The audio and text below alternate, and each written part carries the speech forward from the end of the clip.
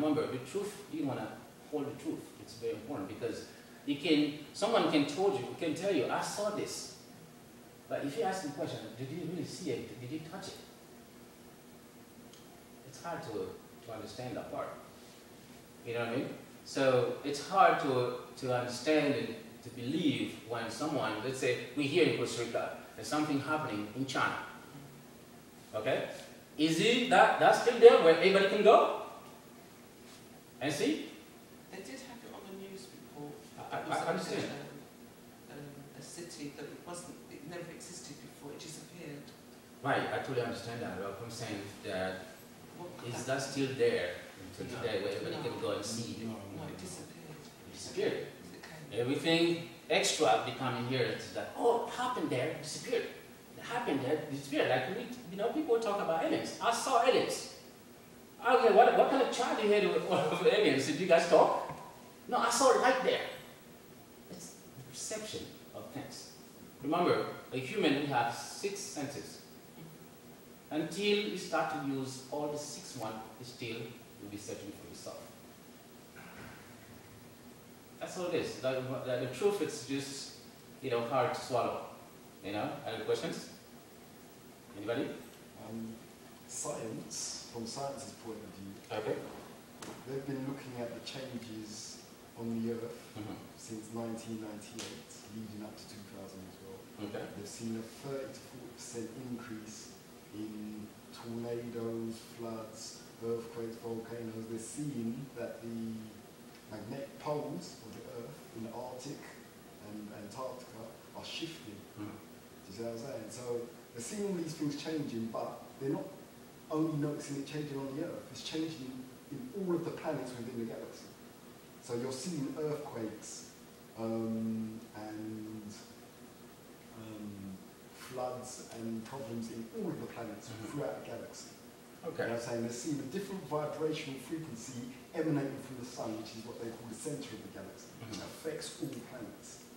And that's changing. Okay. All of these changes have been coming up and leading towards 2012. So they're seeing things all around us, and we're witnessing it because we're a part of it. So is this nothing to worry about? It's just like... Okay, now, that's kind of interesting. I have lots of good friends who are scientists. Okay. In every domain, every career, you will always find good guys. Who devote themselves to trying to find different information, different something.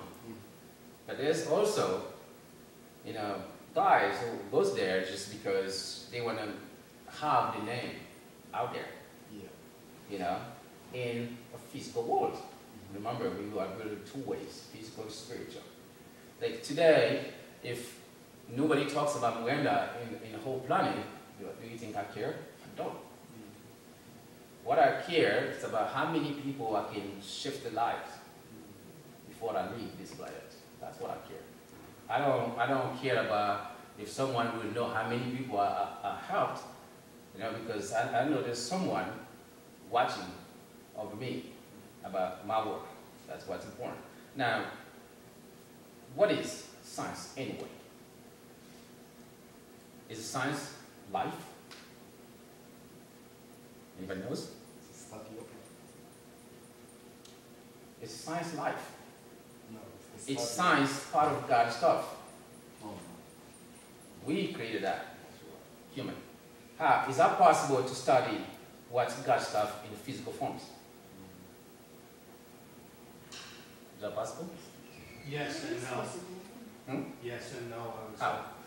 Because if they have an experiment where they look at, like, from 1950 to 1960, and they count 10 earthquakes or 10 tornadoes, whatever, and they're just counting, 10 in 1950 to 1960, and it remains the same until 1990 or 1980 until now, and then it's increased 40%. So there is some element that, like you said, it's physical and spiritual, and the physical level, it's showing changes.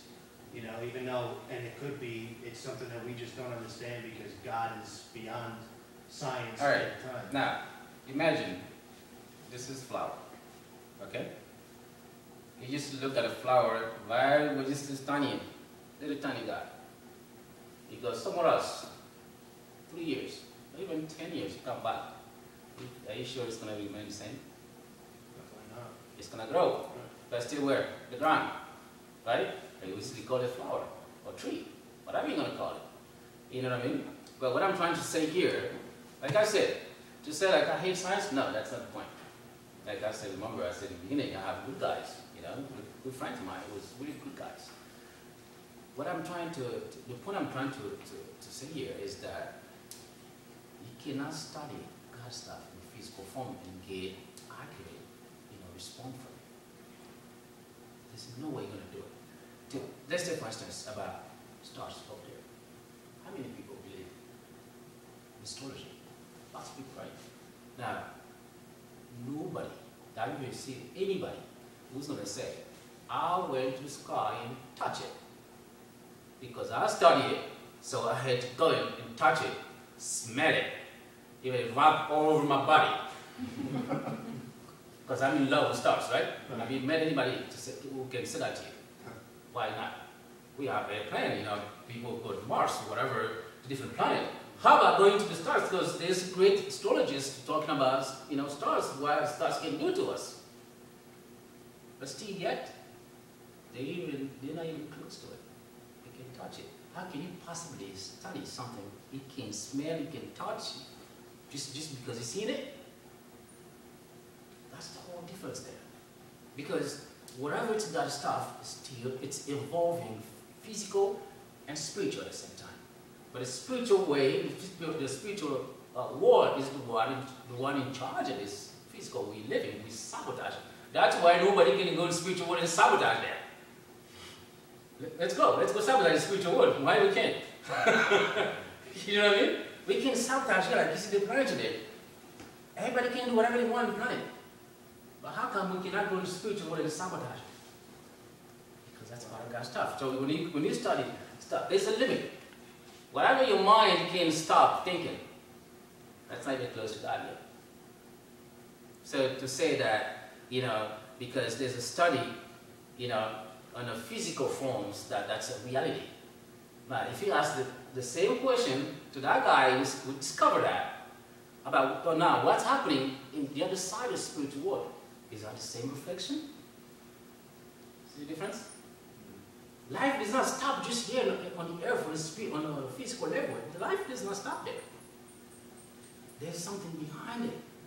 So to understand, we have to have both sides to be able to understand what he's talking about, or what he's studying. It's the same way. Like how long, how many, you know, big guys, since we all know the inventors, the people who created things, or trying to have some different prophecy. But they've never done anything, really, do they? They discovered something, you know, but they never finished. I mean, this ship is supposed to be alive, continue to do that. Why they have to stop someone else and maybe continue to lead on it? Now, if you want to have a serious discovery, you want to have the both words. That means physical, spiritual. You know, because like you see the watch, right? You have a watch, which I don't. Well, where's the watch? Anybody? I do. Okay. What time is it? 1:58. 1:58. Now, if I take this watch from you, how are you gonna know?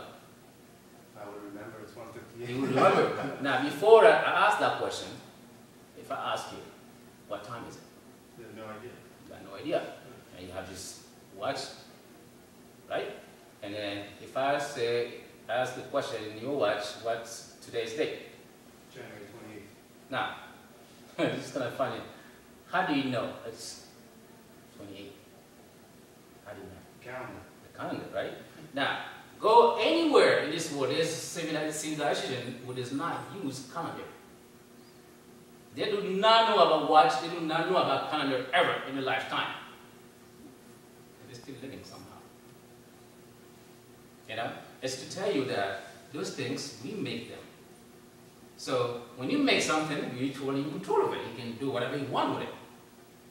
Because if it's God's stuff, nobody's in control except himself. So you can't just stand up there and try to lie to people